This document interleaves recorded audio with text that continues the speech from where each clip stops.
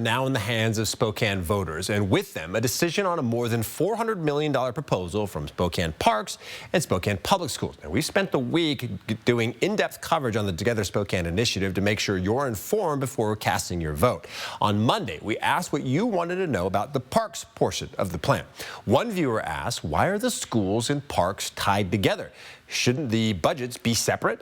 Alexandra Conyards joins us live from the Latah Hangman neighborhood with those answers now. Alex.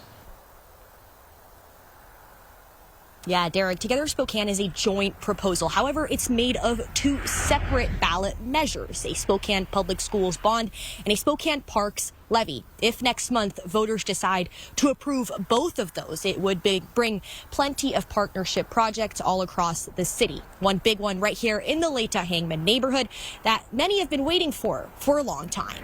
A lot of people buying and moving here thinking that they just found their dream home and they're ready to get settled, and then they realize they don't have a route to school. The Latah Hangman neighborhood is growing quickly. More than 2,000 people already live here, and more are on the way. As you drive through, you'll see beautiful natural areas, but you won't see a school or a public park.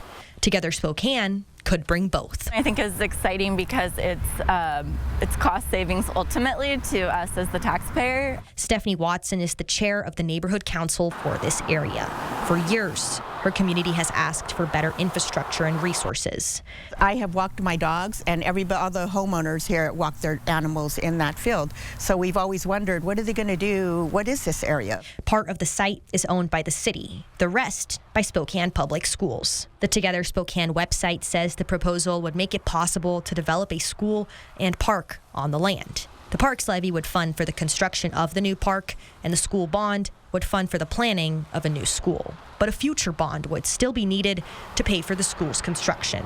The idea of the area finally being put to use brings excitement for those who live nearby. I think it's a great idea. It would be open to the public, which would be new for a lot of those residents, and potentially bring people from other parts of the city.